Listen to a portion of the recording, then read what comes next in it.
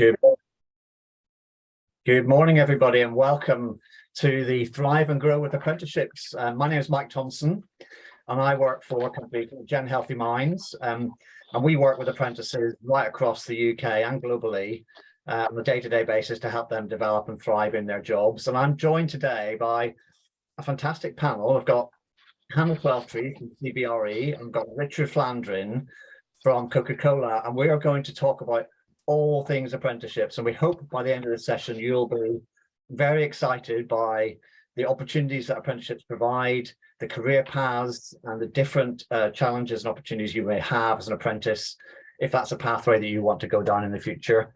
My background is 15 years working with apprentices. I was head of Barclays Bank apprenticeship program for 10 years.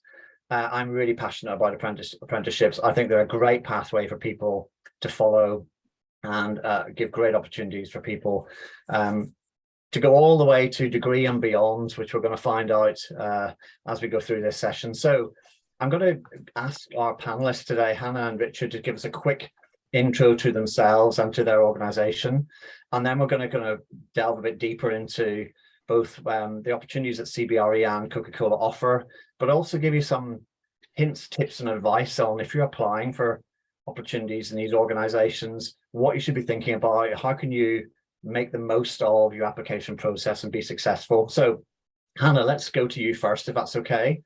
Tell us a bit about yourself and CBRE.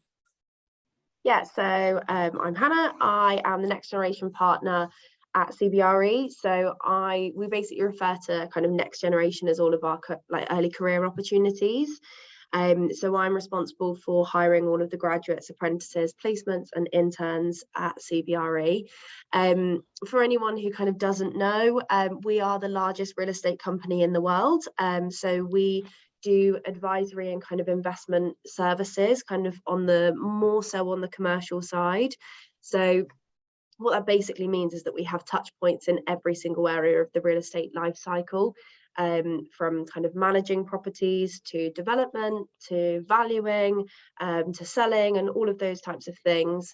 So yeah, we are kind of all over any kind of big buildings that you see around the world. We've probably had some kind of touch point with them at some stage, which is a cool company to be involved in because you get to see lots of interesting projects, which is really fun.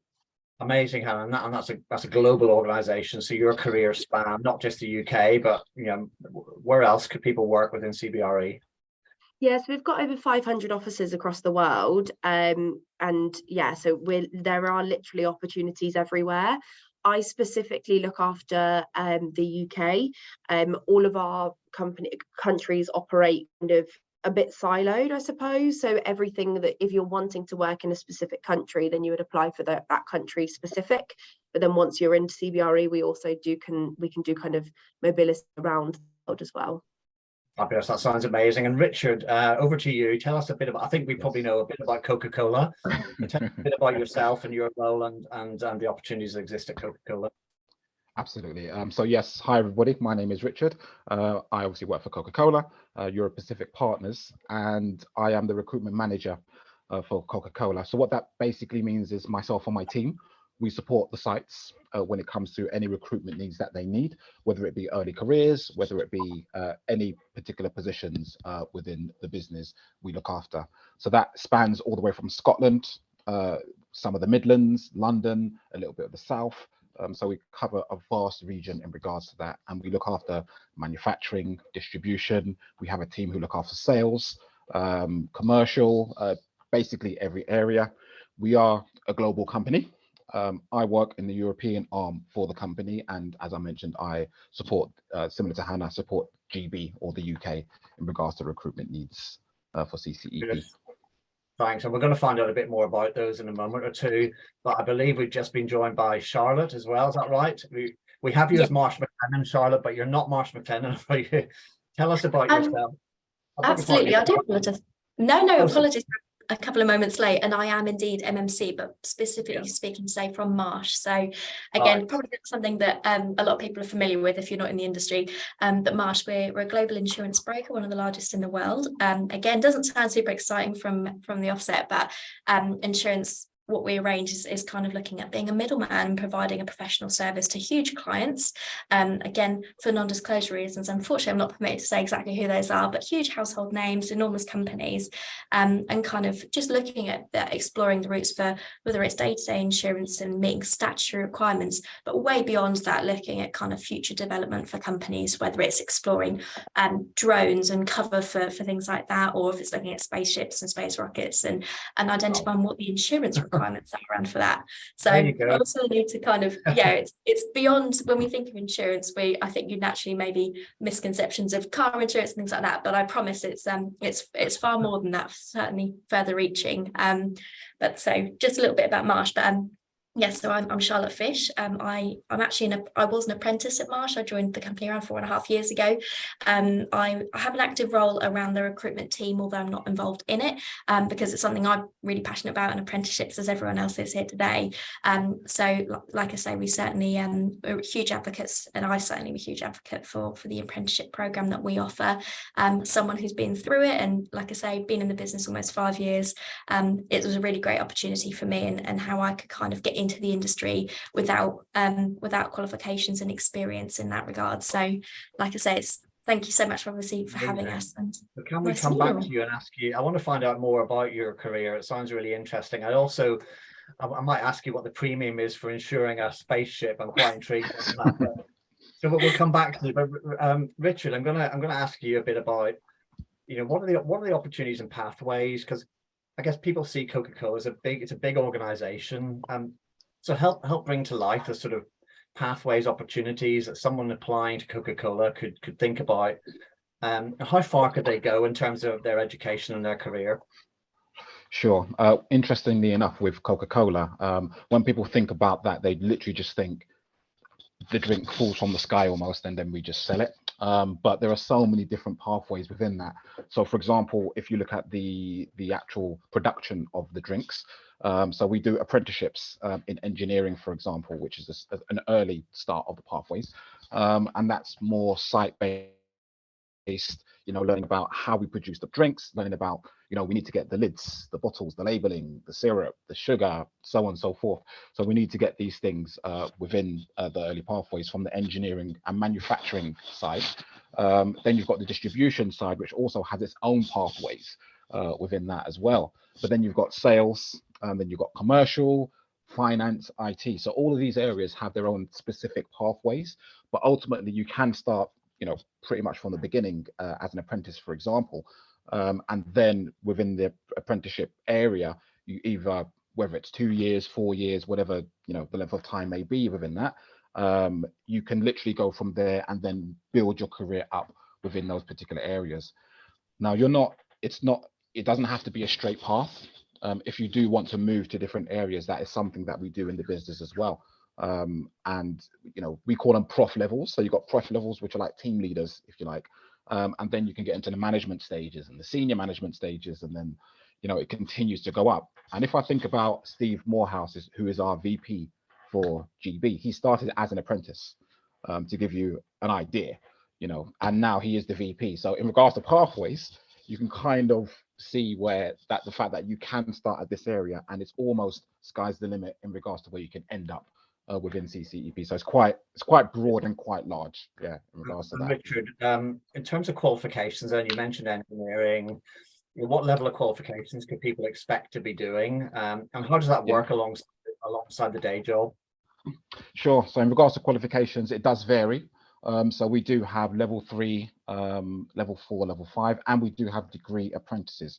So for example, if you did a level 3, just because I stayed on it, engineering, if you did a level 3, you would end up at the end of it getting a level 3 in food and drink maintenance engineering, or you'll get a practitioner if you do health and safety. But then you can get degree apprenticeships in chartered management within the commercial side. So you can get different levels depending on which ones you get.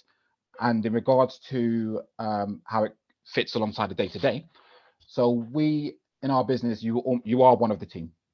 So once you start within the role, you are one of the team, and you will be given a function or an area or a specific task to do. as well as that, or alongside that, you'll also be given the opportunity to do your studies, because you will visit certain colleges or universities, depending on which one you choose. And then you'll have time to go out and visit those universities or colleges as well. And we do block releases. So you'll get time to go there as well and actually study alongside the other apprentices, because you're not alone with us as well. You can still get the university experience, albeit in a slightly different way, still get a degree or a qualification.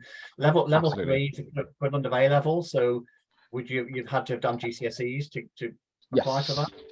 Correct, yeah. We look for GCSEs. I'm speaking old language here, but anything between A to C. I think that's 4 to 9, if I'm thinking correctly. But yes, yeah, you're correct. Exactly that. Yes. Great. And just final question on that, on a degree, what might the expectation be in terms of A levels to get into your degree program? It's 105 UCAS points, if I remember off my head correctly, or 110. 105 or 110 UCAS points. That's great. Listen, thanks ever so much, Richard. We'll come back to you, if I may, in a bit. Yeah, of course. Questions for you. But Hannah, I'm going to ask you actually now a bit about the misconceptions of apprenticeships. I guess people often think of them as being in perhaps more traditional areas of work. Tell us a bit about your perception of apprenticeships. What's the reality? Yeah, so I mean, especially when I was at school, which wasn't that long ago, it was a while ago, but not that long ago. I think it was kind of anyone who wanted to do an apprenticeship was someone who wanted to kind of go into quite manual work or kind of labouring and everything like that.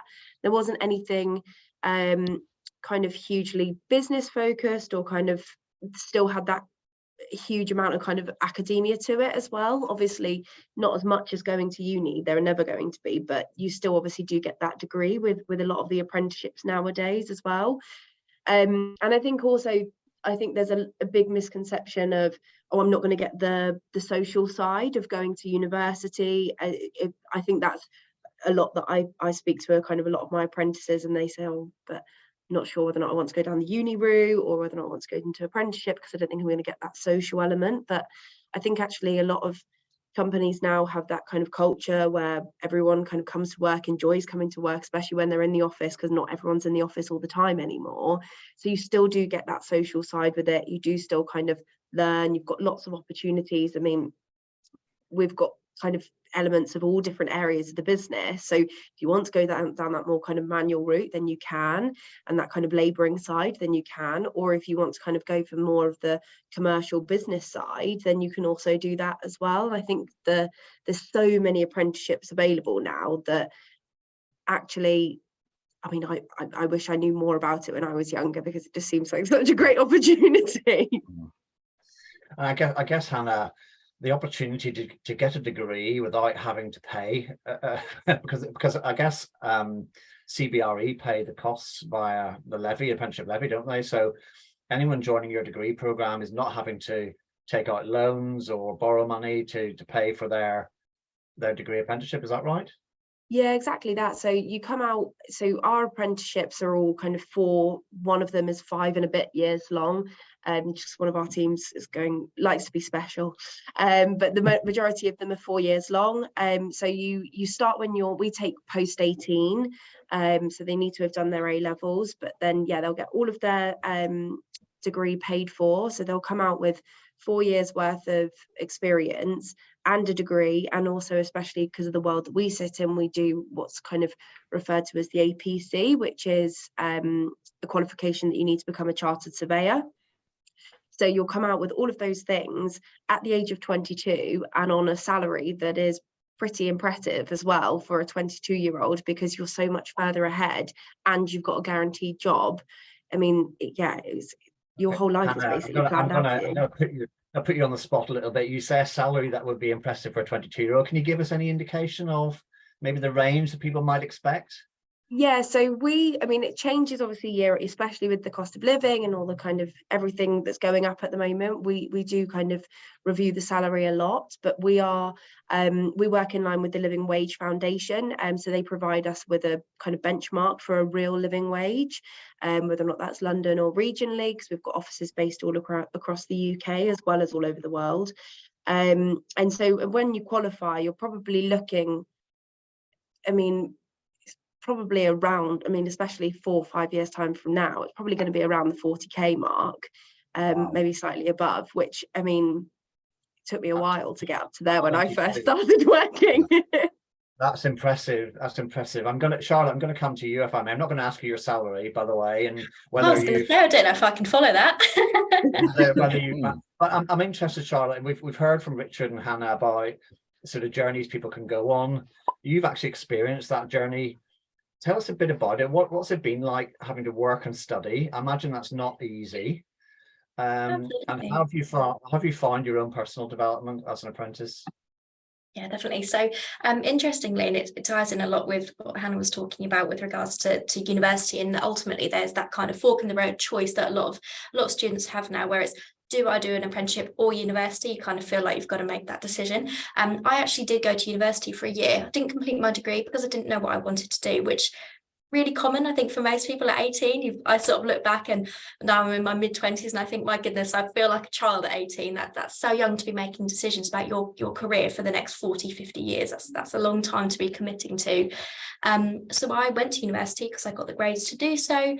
But I only really decided a few months in that really it just wasn't for me. I'd never looked into apprenticeships. It wasn't something I'd ever really explored in too much detail, because I didn't know my sort of end career goal. I didn't always want to be always work in insurance, always want to be a teacher or something like that. It was even more difficult to kind of find or think about where I wanted to be, what my aspirations really were. So I ended up looking into apprenticeships in general, and then found the Marsh one. And I wasn't too familiar with the company, as a lot of 18-year-olds, unless you, as I said at the start, far short of knowing somebody in the industry, or maybe you've got a family friend or a parent who works there, it's not something you're probably going to have too much exposure to. So I applied to it, sort of thinking, even if I don't get it, or even if I'm not sure on it, it's experience in an assessment centre. It's an interview practice. It's just something that's going to support me further along the line. Even, like I say, if I don't take it further. 4.5, 5 years later, I did take it further. I did the apprenticeship. But like I say, for an industry and for an entity the size of Marsh, that I had no idea really what we did. I feel really fortunate to be in the position that I'm in now. For, like I say, someone that didn't look into apprenticeships, had really no idea what I wanted to do. My career now is so much clearer to me. I know what my options are. I've done my 2.5 years of, like you say, studying, working, really integrated into a team. And I Richard said, you're kind of part of the company. It's the same at Marsh, from day one, you're involved. You're not kind of on the sidelines just watching, you're doing the work. You're supported by the rest of your team hugely. You've got loads of different kind of areas of resource, whether it's your direct line manager, you'll have a buddy, you'll have a mentor. There's just a whole host of people who are there to help you, and that's what I had. And that made it less kind of, I suppose, intimidating going into an industry you know nothing about. You feel like you've got support around you. And then obviously, certainly when you're coming to the studying element as well, because I'd just come from doing some university studies and A-levels as well, my brain was still switched on to studying and things like that. So I knew kind of what worked for me. But it became the element of really working between actually studying and allocating the time to doing that, and also doing a good job, because you're making your first impressions in a big entity. So that was quite, I suppose, challenging at times, but that's part of your professional growth and development, is that you identify priorities, and sort of being able to do that 18, 19 years old is really impressive. We all work with lots of people. There's people who are in their 40s and 50s who struggle sometimes to prioritize. So, it's actually a really great skill to be perfecting at a really early age, and in your career. So it certainly put me in good stead in terms of give me the qualifications.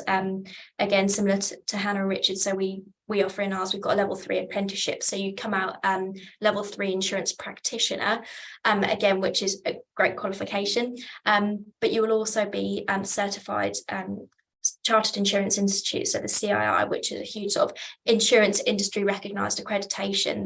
So you've got 2 paid for qualifications by the company. You've also been salaried and working for 2 years. So for only having been in business 2 years, and I think I was 21 or 22 when I formally completed it, I felt really qualified. I felt like I got a good amount of experience. I'd worked for a couple of years, so genuinely, it was a really nice balance. I think that's ultimately what the apprenticeship and any apprenticeship strives to kind of achieve.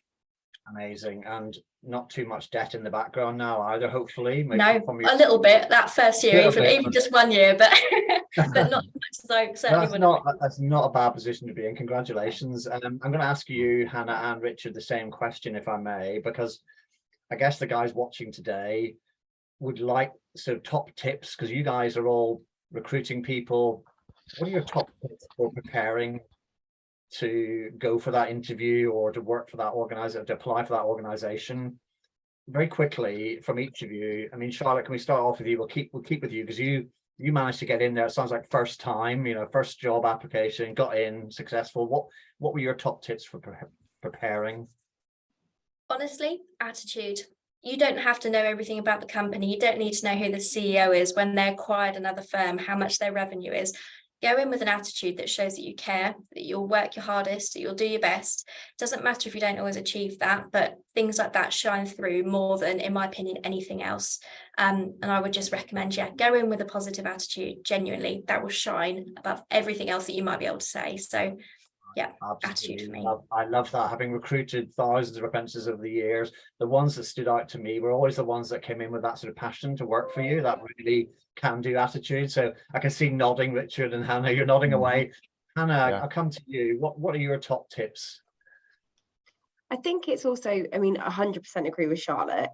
We're looking for those people who are really passionate. At the end of the day, without sounding kind of incredibly arrogant, we are the biggest real estate firm in the world. So we want the best people.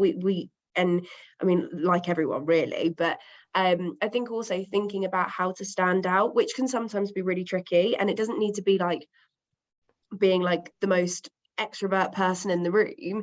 It can sometimes just be thinking about slightly different answers.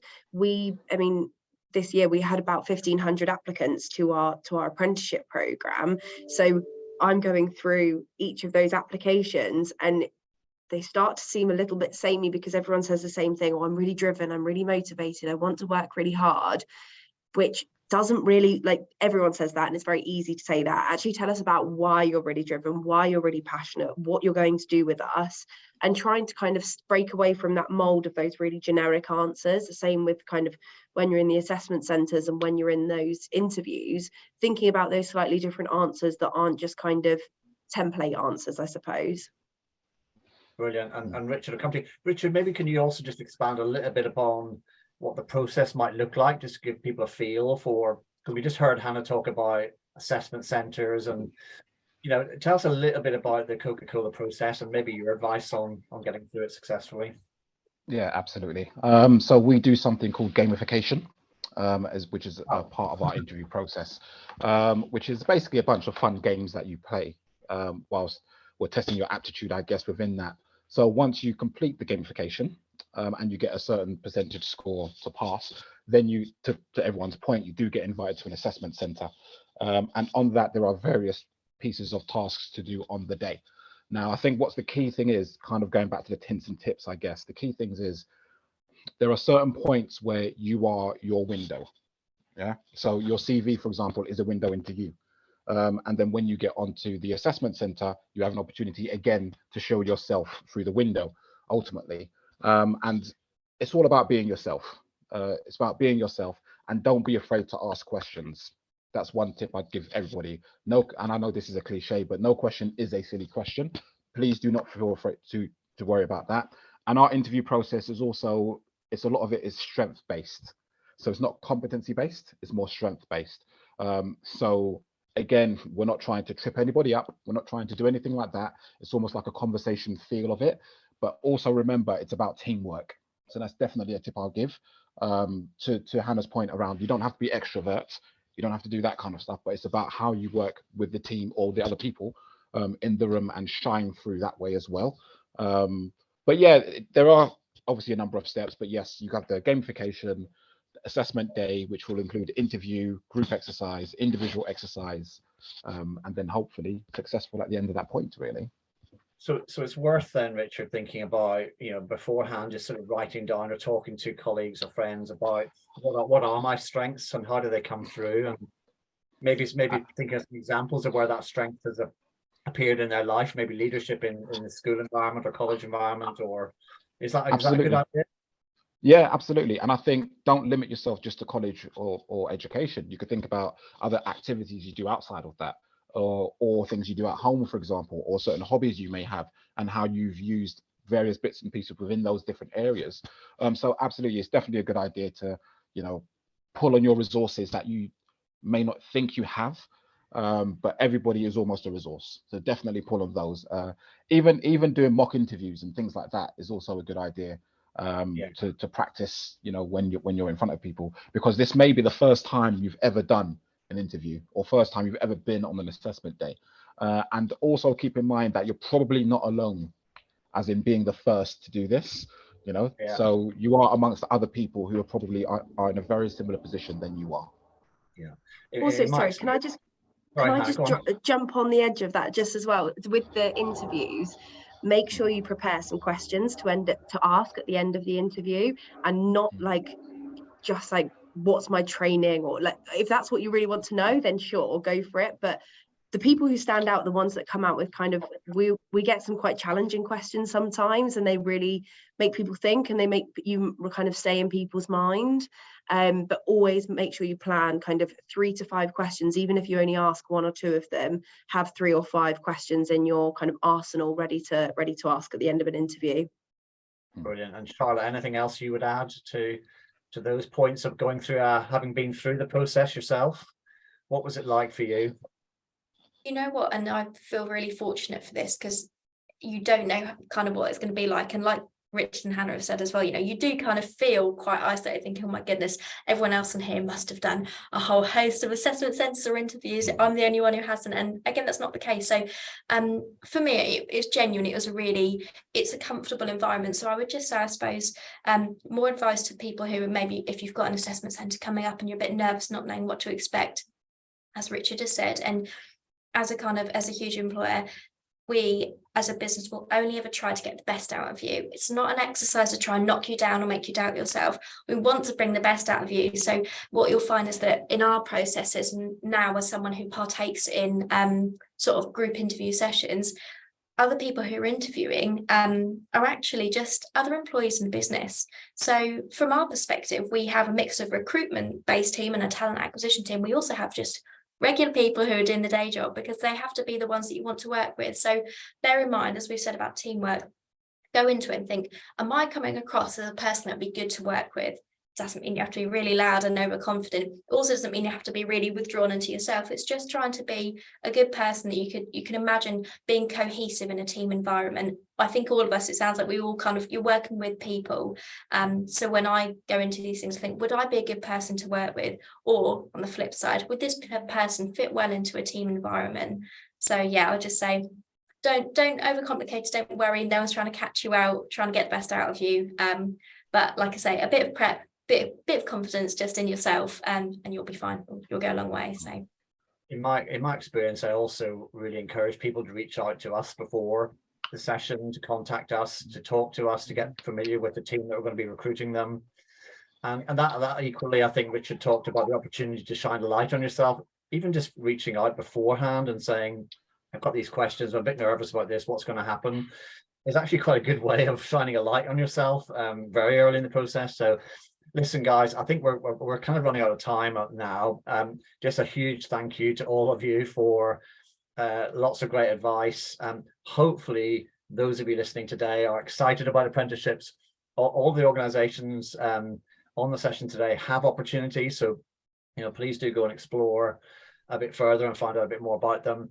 We are now going to jump across into the Apprenticeship Hub chat room. So if you do have questions on the session today, something in your mind, join us in the chat room and we'll be there able to answer your questions and hopefully give you a bit more insight. So a big thank you to everyone today, and we'll see you in the chat room in 1 minute.